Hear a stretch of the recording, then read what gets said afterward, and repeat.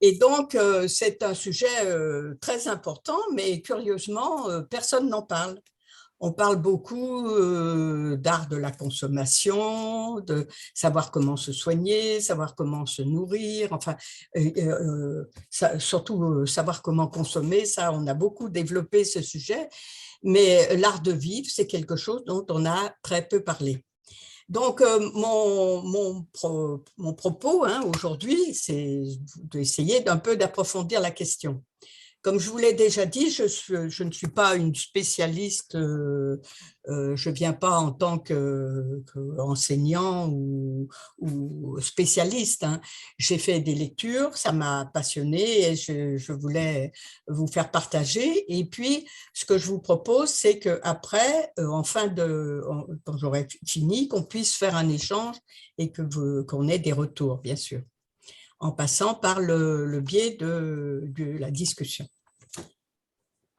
Alors, quand on parle d'art, art de vivre, hein, il faut savoir que dans tout art, l'art, ce n'est pas quelque chose qui est inné. Hein, il y a dans l'art une notion de… Il y a des lois et il y a un apprentissage, il y a des règles hein, pour toute forme d'art, que ce soit l'art, parce qu'on a l'habitude de parler d'art pour tout ce qui concerne la peinture, la sculpture, la musique, tout ce qui est des choses qui ont rapport avec l'art direct, hein, mais on parle aussi d'art en fonction de… On dit qu'un médecin, certains médecins, ils pratiquent avec art, certains conférenciers, dans toutes les disciplines, quand on arrive à un certain niveau et qu'on a pu trouver sa note, hein, on considère que c'est de l'art. Et pour parler d'art, il y a en général trois notions hein, qui sont la technique, le style et puis surtout l'inspiration. Or, l'inspiration, elle vient souvent de l'âme. Alors, on va essayer de développer tous ces sujets et de faire un parallèle entre ce qui est notre vie et comment on peut savoir s'il existe des lois pour la vie, pour nous aider, si on a des outils et dans quelle ambiance est le plus favorable pour te faire de notre vie quelque chose qui soit de l'art. Moi, je vais par exemple vous parler de la peinture parce que je connais peut-être un peu mieux. Hein. En peinture, il y a des lois qui sont incontournables. Par exemple, il y a la loi de l'équilibre, de la construction d'une œuvre. Il y a la loi de l'harmonie par rapport aux couleurs. En musique aussi, il y a le contrepoint, il y a toutes sortes de lois qu'on ne peut pas enfreindre. On sait bien quand même qu'il y a eu des personnes qui sont des artistes nés, hein, des enfants qui sont très précoces et qui connaissent déjà tout de la musique ou tout de la peinture. Alors, ça pose question, qu'est-ce qui se passe à ce moment-là? Eh bien, ça a rapport à justement les différentes lois dont je vais vous parler. Il y a des lois essentielles qu'il faut connaître hein, dans la vie. C'est la loi de l'évolution. On va parler de la loi de réincarnation, la loi de cause et d'effet et la loi de sacrifice. Enfin, on va développer. Alors, la loi d'évolution, c'est une loi qui est connue dans toutes les sagesses, dans toutes les textes de la sagesse ancienne. Hein. On parle que l'humanité existe depuis très longtemps et qu'elle est passée par différents stades avec des civilisations différentes, mais on peut considérer qu'il y a eu des phases, hein, c'est l'évolution humaine et l'évolution de la Terre, qui sont parallèles, si on peut dire. Hein. Elles passent par plusieurs phases, qui sont au départ une phase complètement physique, c'est-à-dire qu'il y a d'abord une première phase d'évolution qui est l'évolution complètement physique, puis ensuite il y a une phase qui passe par la phase émotionnelle, c'est-à-dire qu'une fois que la personne a acquis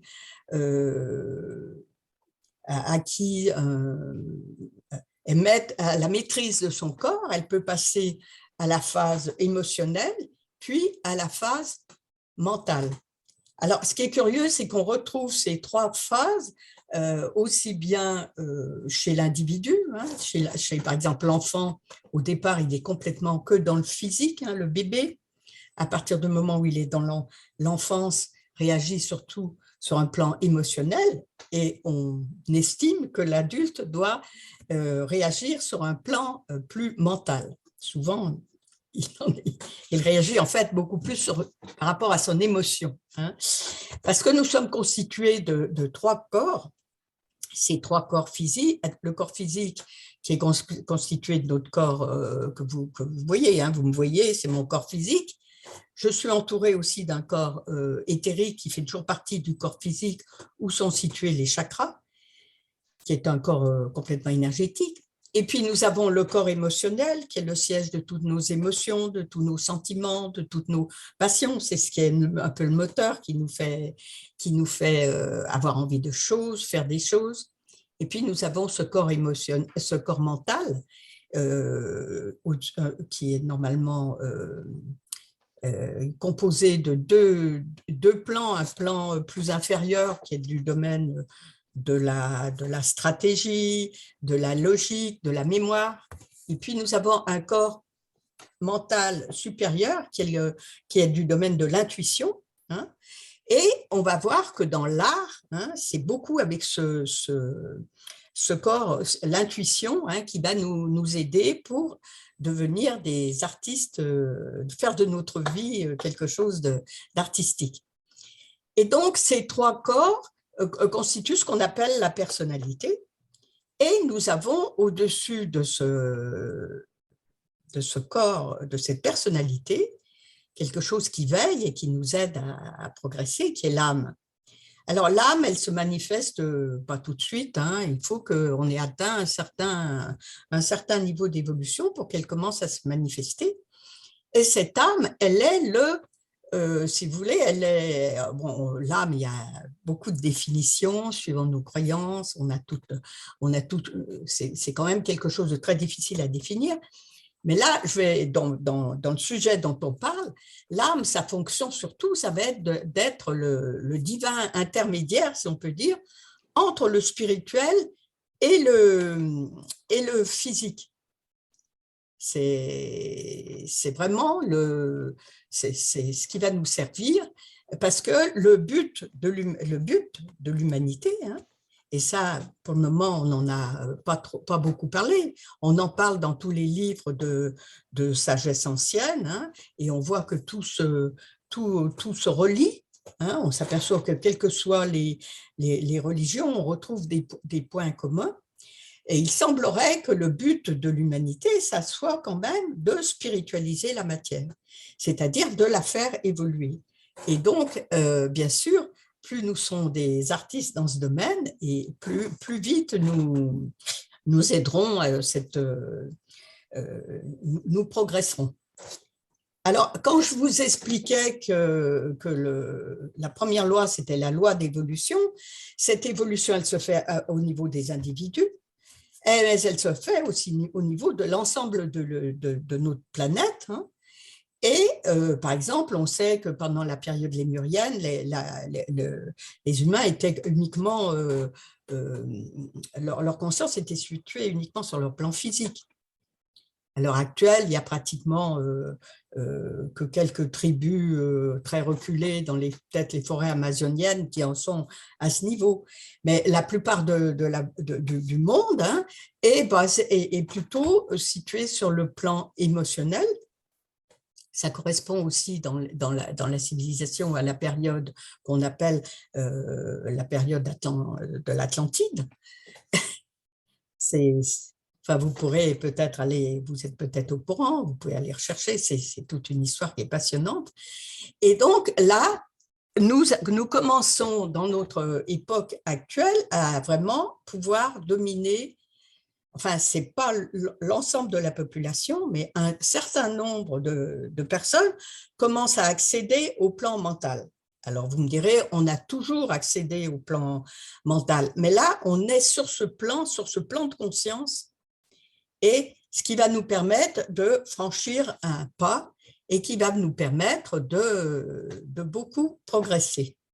Alors ça, c'est une première loi, hein, cette loi d'évolution qui se matérialise sur un plan, enfin qu'on peut imaginer comme une grande spirale qui monte très très lentement, surtout au début. Et puis comme par la loi de la physique, ça va en s'accélérant. Et donc, on passe par toutes ces phases progressivement, hein, l'ensemble de la planète, mais donc chaque individu. Donc, ça nous amène à une deuxième loi qui est une loi très importante, qui est la loi de réincarnation. C'est-à-dire que si nous voulons progresser, ça veut dire que nous allons revenir à chaque… Alors, comment ça se passe? Ça se passe que lors de notre mort, hein, nous allons… il va se garder un atome de chacun de nos corps, de notre corps physique, de notre corps émotionnel et de notre corps mental. Et cet atome va garder non pas toutes les connaissances qu'on a apprises pendant la vie que nous avons actuellement, hein, mais qui va engrammer notre niveau énergétique, notre niveau d'évolution, notre niveau de conscience. Et quand nous allons revenir, nous ne perdrons pas l'acquis que nous avons eu le long de ces spirales. Alors, bien sûr, dans toutes les vies, nous ne progressons pas parce que nous pouvons commettre des erreurs. On peut être mal s'orienter, enfin, on peut commettre des erreurs et à ce moment-là, on ne perd pas notre niveau, mais on stagne ou on a des choses à faire. Et à chaque vie où on se réincarne, on a un projet de vie. C'est-à-dire que quand on décide de revenir, on a 2 ou 3 choses à faire qui sont en général, enfin je schématise, hein, mais en général c'est une qualité à acquérir ou une mission qu'on a à faire ou quelque chose comme ça, hein. Et puis on a des choses à réparer qu'on a mal fait. Alors voilà. Alors je vais développer un peu toute cette idée, mais quand on se dit qu'on a un projet de vie, c'est-à-dire qu'on a développé certaines qualités, hein, au cours de toutes nos réincarnations, on est passé par tous les aspects de la vie. On a été des hommes, des femmes, on a été dans des races différentes, on a fait des métiers différents, on a été au bas de l'échelle, on a pu être en haut de l'échelle. On doit acquérir toutes ces choses. Mais pour acquérir les choses, il faut aussi souvent avoir des limitations. C'est-à-dire que quand on arrive dans notre nouvelle vie, on a des qualités à développer, on a des qualités qu'on a déjà développées qui vont être un acquis, et puis quelquefois on se met aussi quelques petites barrières, hein, pour mieux réaliser. Parce qu'on va s'apercevoir que c'est comme dans l'art, hein, certains architectes ou certains peintres qui ont des commandes, ils vous disent que quelquefois les commandes c'est difficile parce qu'on vous dit de faire telle chose, mais que c'est aussi beaucoup plus facile parce que quand on a tout le champ des possibles, eh ben, on ne sait pas où aller. Alors que quand on se canalise, qu'on sait qu'on a même quelquefois des obstacles, ça va être plus facile de se diriger et de faire les choses qu'on a à faire. Alors donc, on a ce plan de vie. Malheureusement, souvent, ce plan de vie, on le sait, on le connaît, mais très, très intuitivement, on n'en a pas du tout, on n'a pas du tout le plan, on n'a pas la ligne, on ne sait pas ce qu'il faut faire. Et c'est souvent dans la deuxième partie de notre vie qu'on réalise, qu'on sait enfin pourquoi on est venu et si on a bien réalisé les choses. Voilà. Alors, je vous disais que quand on venait, on a donc ce chemin à faire là, et puis on a des choses donc pour progresser, pour évoluer, et puis on a des choses à régler. C'est-à-dire que on fait appel à une troisième loi, qui est une loi aussi qui est intangible, hein, avec laquelle il faut faire, hein, c'est la loi de cause à effet. Je préfère appeler cette loi la loi de cause à effet plutôt que la loi du karma, parce que la loi du karma, en Occident, elle est un peu mal comprise, même en Orient, hein.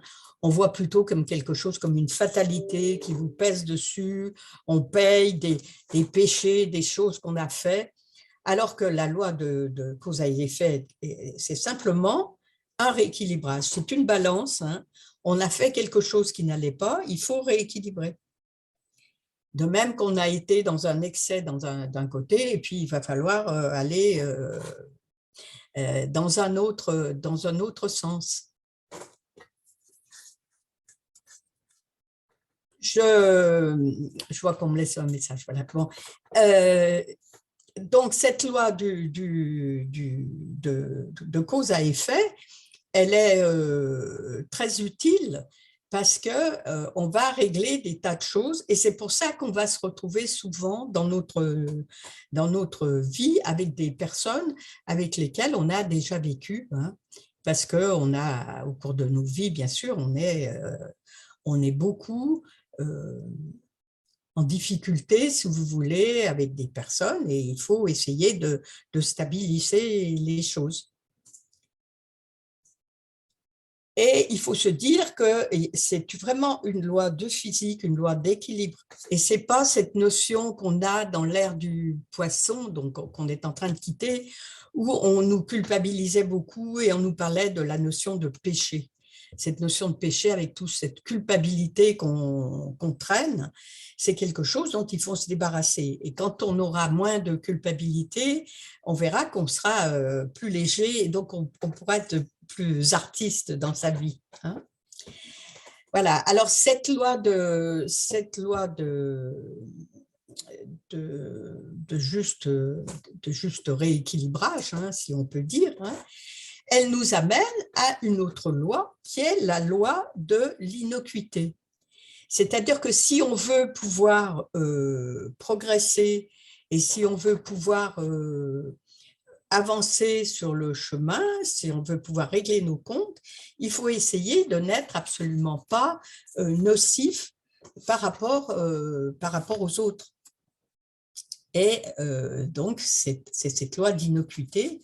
Innocuité, ça veut dire essayer de ne pas blesser. C'est ça, hein, le terme d'innocuité. C'est donc aussi bien par la pensée, par la parole, par l'action, hein, parce qu'on en est toujours dans cette notion. On pourrait dire aussi que pour faire de l'art, hein, pour réussir une vie valable, hein, il faut essayer d'être dans le beau, le bien, le vrai. Et donc, avec nos pensées, nos paroles, nos actions, qui créent beaucoup de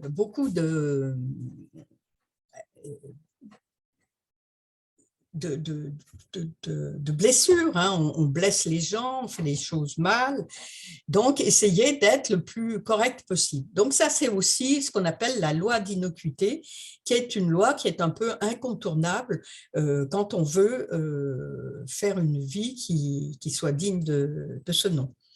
Alors, vous voyez que c'est quand même assez difficile, hein, parce qu'il faut être vigilant sur tout. Il faut être tout à fait conscient. Mais on va pouvoir réussir sa vie que si justement, on se prend en main et qu'on se sort de tous ces conditionnements, d'être vraiment soi-même.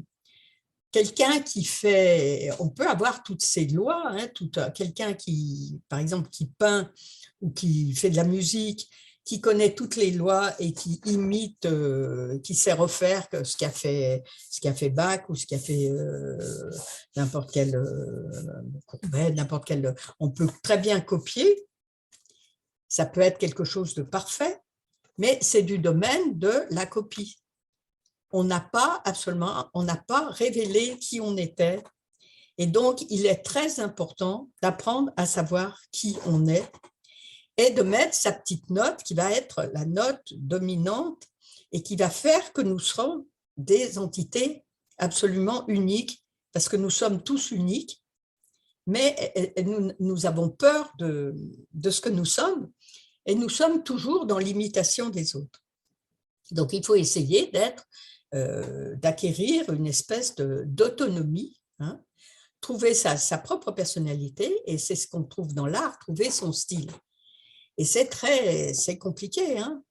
C'est compliqué quand on se trouve devant une page blanche, hein, aussi bien pour un écrivain ou une toile ou quelque chose. On se dit, qu'est-ce que j'ai à dire? Qu'est-ce que je vais faire? Est-ce que je vais avoir l'inspiration? Comment ça va se passer? Quelquefois, on a l'impression d'avoir tout oublié. On se dit, mais comment je vais faire? Comment je vais m'y prendre? Donc, il y a tout un travail de s'apprivoiser, d'essayer de… Voilà. Donc, il va falloir développer ce qu'on appelle notre créativité, entre autres, hein, notre intuition, notre inspiration. Alors, je vais m'arrêter un petit moment sur ce mot créativité et vous dire que j'ai eu une expérience un jour, il y a plusieurs années, hein, de ça. J'étais dans le cadre de mon travail, je parlais avec quelqu'un. Et on est tombé sur l'idée d'essayer de comprendre la différence qu'il y avait entre un créateur et un créatif. Et donc, on s'est dit, on va aller regarder sur le dictionnaire. Je suis allée chercher le dictionnaire et à mon grand étonnement, je n'ai pas trouvé le mot créativité. Le mot créativité est un mot qui est récent. J'ai chez moi le Larousse en 22 volumes des années 70. Et quand je cherche le mot créativité ou créatif, je ne le trouve pas. Et ça, c'est quelque chose qui m'a vraiment posé question. Et je me suis dit, mais enfin, parce que maintenant, c'est un mot qui est vraiment courant, hein. On ne peut pas dire qu'on ne l'emploie pas. Il est un peu même à toutes les sauces. Alors, pourquoi? Pourquoi? Parce que nous sommes en train ce qui montre que le monde évolue, et que nous sommes en ce moment en train de passer vraiment un peu à un autre stade. C'est un peu un sujet un peu battu et rabattu que nous passons dans l'ère du Verseau. Mais c'est important de savoir que dans cette ère du Verseau, des énergies nouvelles arrivent, hein.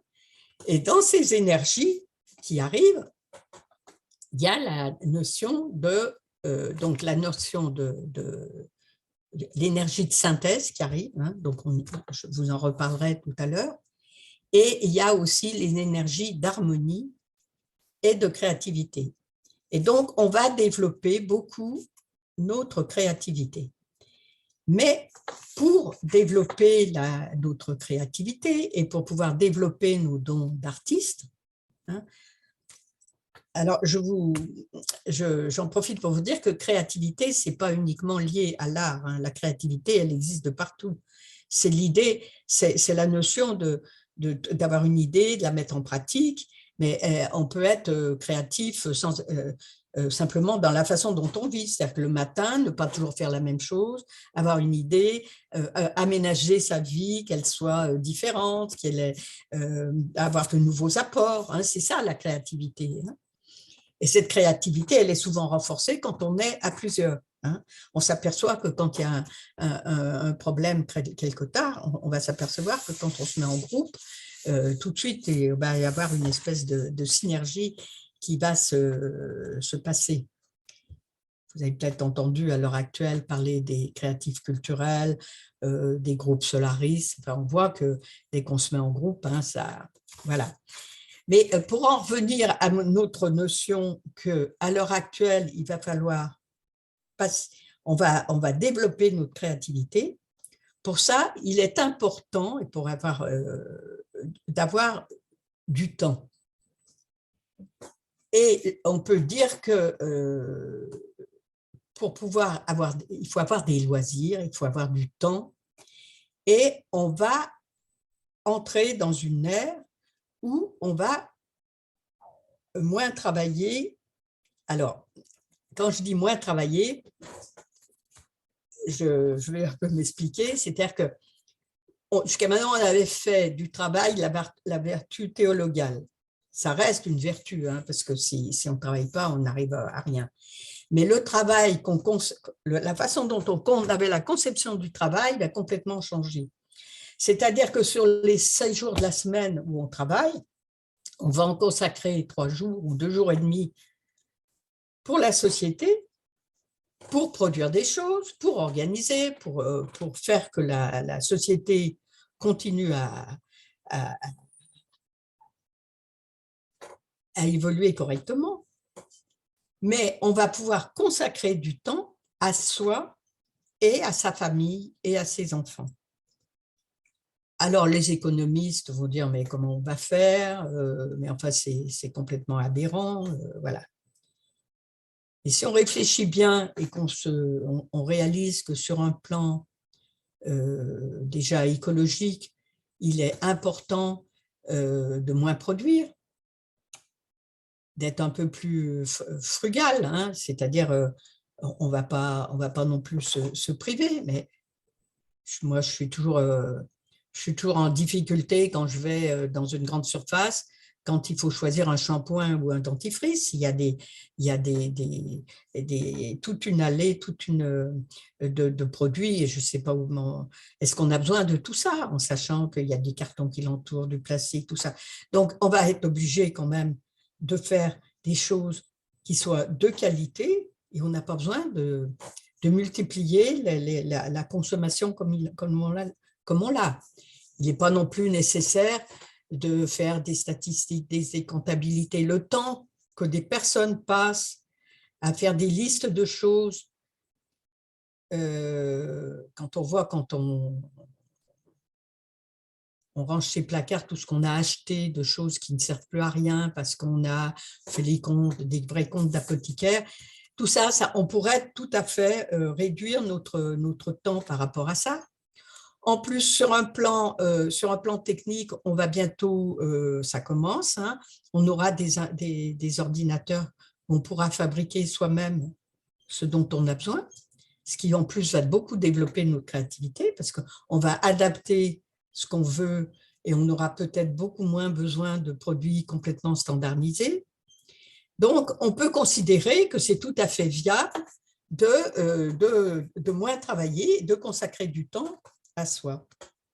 Et ce temps, on va le consacrer à essayer d'approfondir, de savoir qui on est, comment développer toutes nos qualités.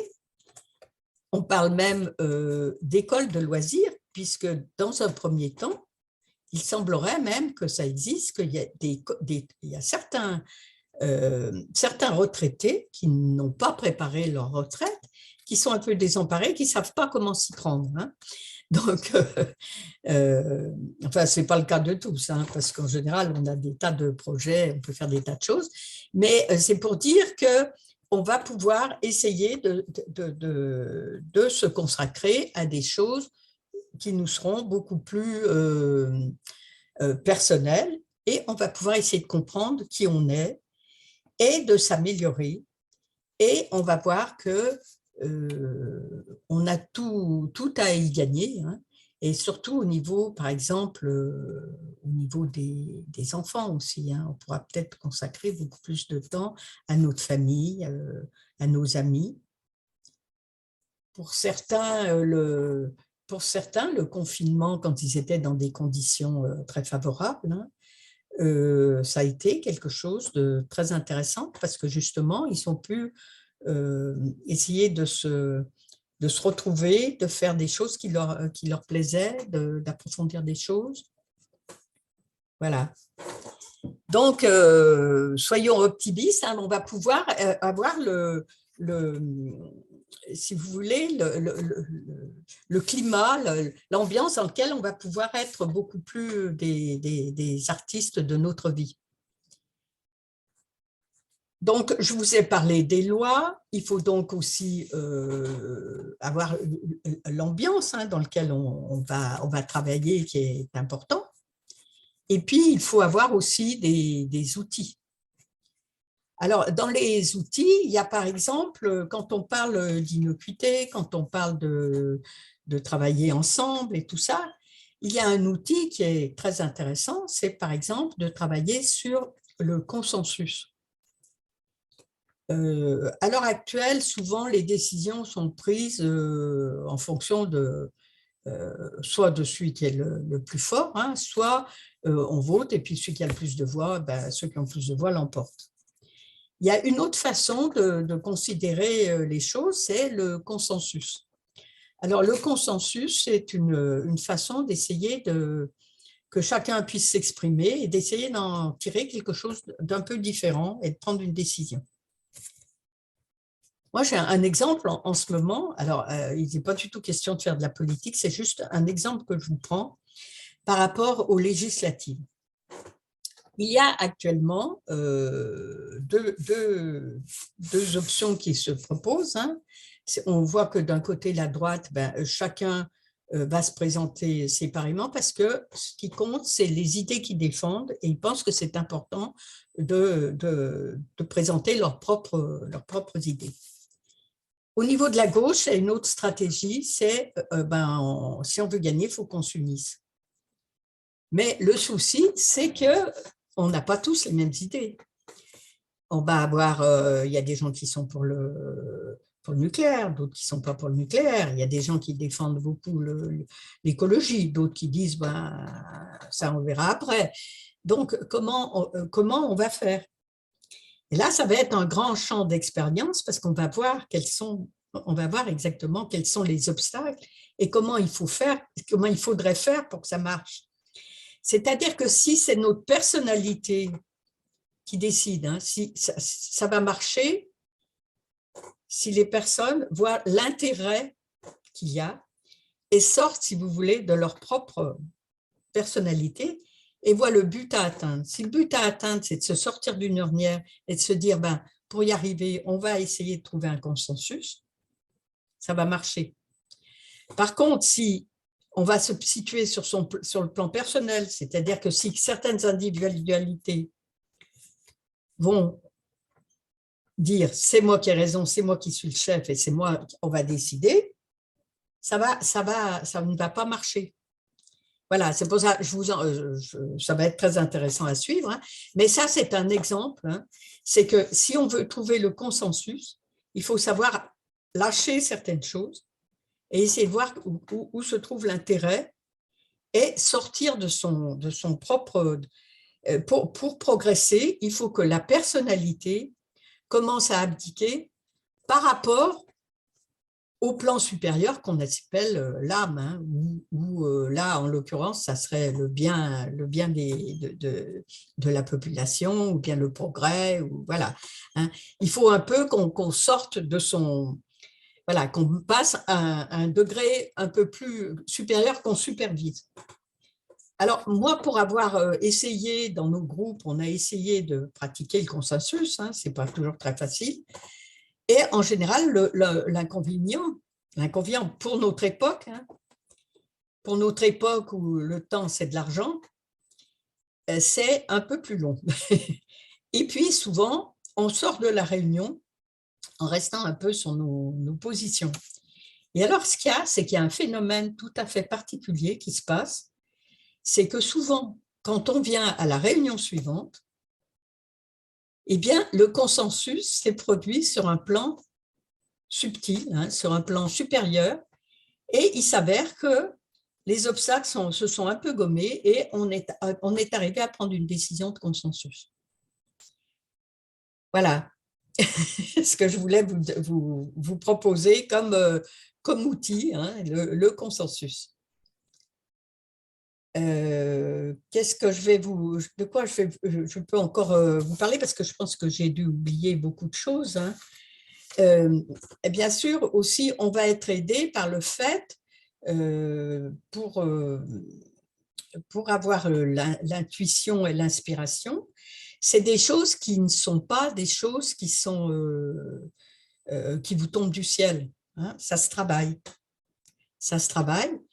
C'est-à-dire qu'il faut essayer de développer ses idées, soit par des ateliers, soit par le fait d'aider. Par exemple, l'âme, elle se manifeste de deux façons. Elle se manifeste par l'idée de vous dire qu'il faut servir les autres. Donc, en servant les autres, vous voyez un peu aussi ce qui se passe en dehors de votre champ. personnel, et donc ça va aussi vous donner beaucoup d'idées, hein, et puis ça va vous permettre de partager, d'aider, voilà, de sortir de vous. Et puis, il y a un autre champ aussi qui est très propice à l'inspiration, c'est la méditation. La méditation, c'est quelque chose qui… Alors, on peut méditer de très différentes façons, hein. La méditation, c'est quelque chose… il y a toutes sortes de formes de méditation, mais quand même, quand on cherche à méditer, vous allez voir que vous aurez beaucoup de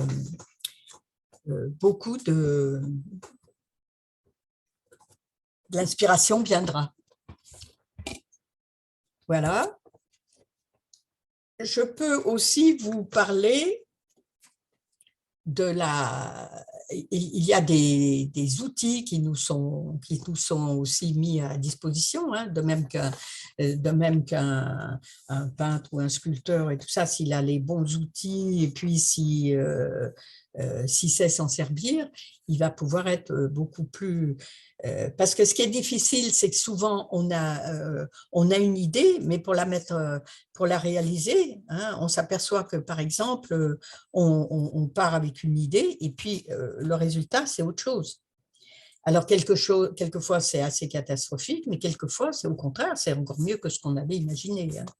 Tout ça parce qu'il y a des choses qui se passent qui sont un peu, qui sont du domaine aussi de l'énergie, des outils qu'on a, la façon dont on s'en sert. Il y a plein de choses qui entrent en jeu. Et donc, il nous est donné 3 outils dont je vous ai peut-être déjà parlé, ceux qui m'ont écouté. Il y a une première chose, c'est de pratiquer l'honnêteté du mental. Alors, l'honnêteté du mental, c'est essayer de ne pas penser une chose, en dire une autre et en pratiquer une troisième. Il faut essayer d'être raccord, hein, c'est-à-dire penser, dire et faire. Alors, on y arrive très difficilement, hein. Mais enfin bon, c'est un idéal à atteindre et il faut l'avoir toujours dans la tête, ça. Il y a un deuxième outil, c'est la sincérité du cœur. La sincérité du cœur, c'est d'essayer d'être réellement ce qu'on est, c'est-à-dire ne pas jouer un personnage.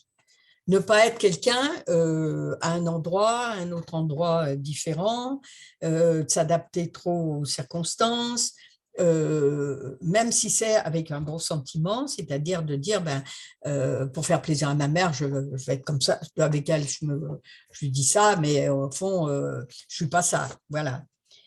On le fait tous, hein, on le fait tous, hein, mais donc, essayer d'avoir une sincérité, c'est-à-dire d'être soi-même. La difficulté, c'est que souvent, on ne sait pas qui on est. Parce qu'on a tellement été programmés, si on peut dire, hein, parce que même par exemple, nos parents ou notre conjoint ou nos enfants, ils nous ont mis dans un rail, hein, ils nous ont vus d'une telle façon, ils nous ont rêvé de telle façon, surtout par exemple les parents, hein. Et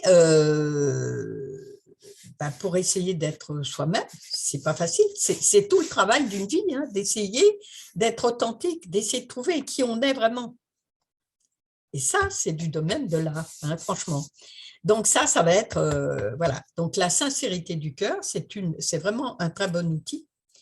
Et puis, il y en a un troisième qui est le détachement. Alors, bien sûr, le détachement, ce n'est pas que le détachement sur un plan matériel. Bien sûr que le détachement sur un plan matériel, ça joue, mais c'est aussi beaucoup le détachement sur un plan émotionnel.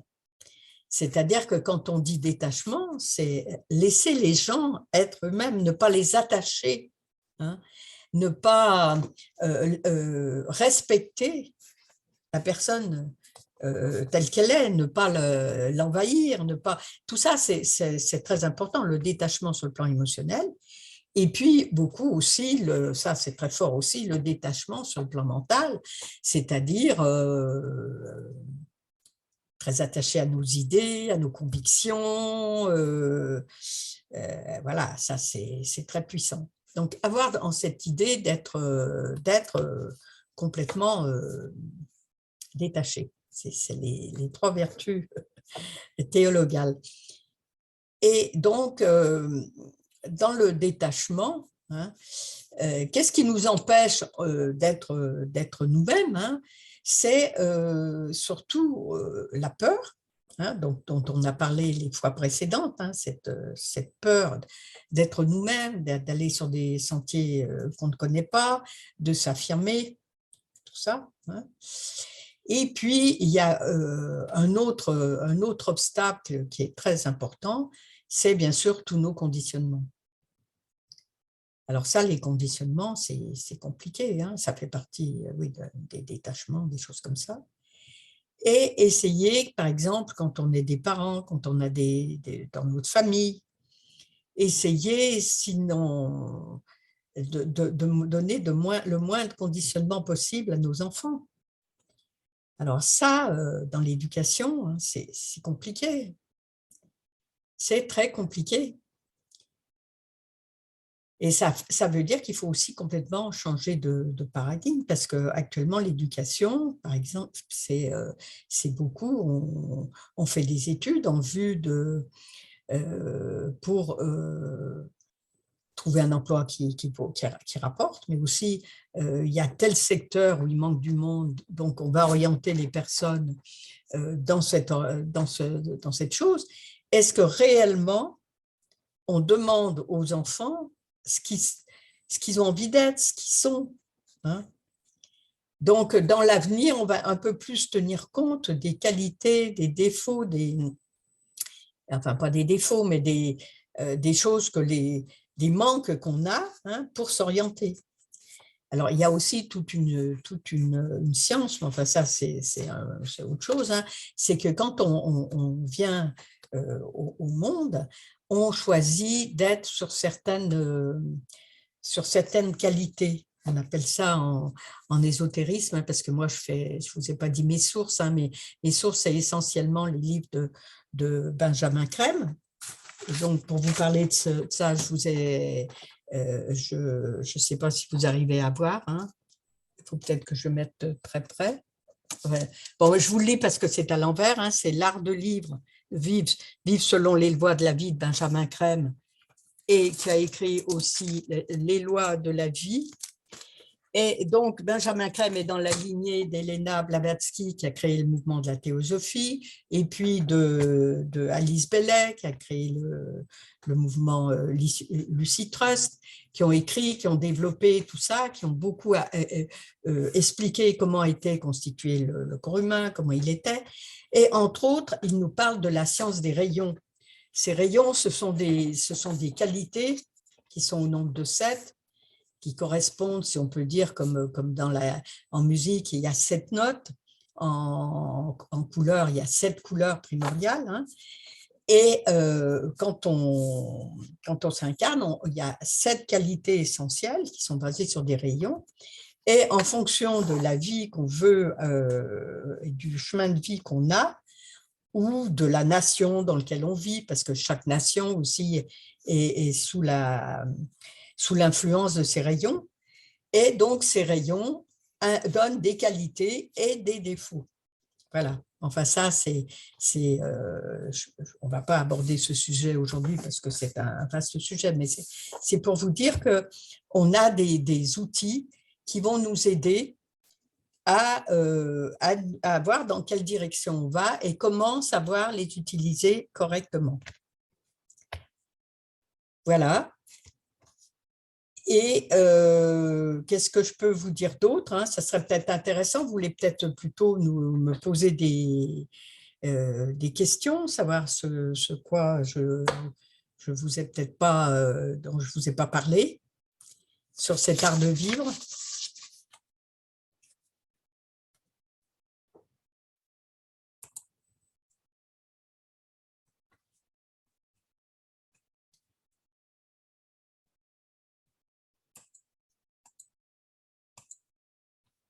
est-ce que vous avez des questions? Est-ce que vous voulez que je développe plus certaines choses que je n'ai peut-être pas développées sur ces différentes, cette façon d'envisager l'art de vivre? Vous pouvez aller sur le discussion et écrire. Voilà. Alors, si vous voulez que je vous parle, par exemple, de cette énergie des rayons, hein, l'énergie, par exemple, le rayon 1, c'est le rayon de la volonté. Le rayon 2, c'est la qualité essentielle, c'est la volonté. Le rayon 2, c'est l'amour, sagesse. Le rayon 3, c'est l'intelligence pratique. Le rayon 4, c'est l'harmonie, le conflit dans l'harmonie, hein, puisque on s'aperçoit que, et ça je peux vous dire aussi que pour vivre d'une façon harmonieuse, il faut constamment être en équilibre. C'est-à-dire qu'on est un peu comme sur une corde, hein, et on voit bien que dans l'art, hein, c'est exactement ça, c'est essayer d'être toujours en équilibre. Mais en faisant apparaître aussi, par exemple, dans un morceau de musique, il peut y avoir des choses un peu discordantes, hein, mais qui apporte quelque chose. C'est-à-dire que si vous faites un morceau où tout est doux, tout est gentil, ça n'a aucun relief, hein. Quelquefois, il faut qu'il y ait des discordances pour pouvoir apprécier, et ça va mettre en valeur ce qu'on écoute. Donc, ce rayon 4, c'est ce rayon d'équilibre, d'harmonie et on dit de conflit par l'harmonie ou de l'harmonie par le conflit. Le rayon 5, c'est tout ce qui est scientifique, hein, l'intelligence pratique. Le rayon 6, c'est surtout l'idéalisme. Et le rayon 7, la qualité, c'est tout ce qui est le rituel, l'harmonie, la règle, les lois, hein. Et donc, entre autres, quand nous entrons dans cette ère du Verseau, le rayon 6, qui est un rayon beaucoup d'idéalisme et de piété, enfin de recueillement, de choses comme ça, se retire au profit du rayon 7, qui est un rayon qui va permettre de mettre en pratique tout cet idéalisme, ce désir de bien faire dont on a rêvé beaucoup, mais peu mis en pratique pendant l'ère du Poisson, on va pouvoir le réaliser dans l'ère du Verseau. Voilà, donc ce rayon 7. Alors donc, on voit aussi que périodiquement, il y a des rayons qui arrivent dans l'univers, hein, enfin sur la planète Terre, parce que pour le moment, on ne parle que de la planète Terre, et qui va aider ou qui bloque ou qui rentre dans le chemin d'évolution, parce il y a un chemin d'évolution, il y a un plan, hein, et plus nous allons développer notre côté, faire de notre vie quelque chose qui soit artistique et bon, plus nous allons être radioactifs, hein, puisque là, nous savons que nous sommes tous des transmetteurs d'énergie. Mais plus nous allons affiner et plus nous allons être parfaits, plus nous serons radioactifs, plus nous enverrons de l'énergie. Et comme nous sommes aussi toujours dans cette ère où l'énergie de synthèse arrive, on va se souvenir que nous ne sommes pas seuls sur la planète et que nous sommes tous interdépendants, et nous allons prendre beaucoup plus soin de tous les autres règnes qui sont présents, hein. Donc, et tous ces règnes, eux aussi, évoluent. Le règne minéral, il y a certains minéraux sont complètement radioactifs, hein. Le radium, c'est quelque chose c'est, si vous voulez, une partie du règne minéral qui est au sommet de son évolution. Dans le règne végétal, c'est pareil. Il y a des plantes qui sont beaucoup plus parfumées, qui ont des capacités plus grandes de soigner, qui ont un parfum. tout ça, c'est des choses qui se sont améliorées au cours du temps et qui sont sur le chemin de l'évolution. Les animaux aussi, les animaux domestiques, il y a des animaux qu'on considère comme plus évolués que d'autres, notamment l'éléphant, le cheval, le chien, le chat, voilà. Tout ça, sont ils continuent aussi tout ce chemin de progression. Et plus nous allons devenir des artistes hein, dans notre vie, plus nous allons avoir une influence sur l'évolution du monde. Et c'est ainsi que les grands génies hein, qu'on a aussi dans tous les domaines, ce sont des gens qui transmettent en même temps que leur savoir et que leur amènent un plus en énergie. Voilà, donc soyons sur ce chemin. Voilà, c'est tout ce que je vous souhaite. Voilà, je vois que vous ne m'avez pas posé de questions. Alors, je ne sais pas s'il y a un problème technique ou je ne sais pas. Ou si vous n'avez pas de questions à poser. Voilà, bah écoutez, je vois que vous n'avez pas de questions à me poser, donc je crois que je vais pouvoir arrêter. Si vous voulez avoir plus d'explications concernant les livres dont je vous ai parlé, vous pouvez aller sur un site qui s'appelle partageinternational.org et vous pouvez voir la liste des livres et pouvoir éventuellement les commander. Voilà. Eh bien, bonne soirée. Au revoir.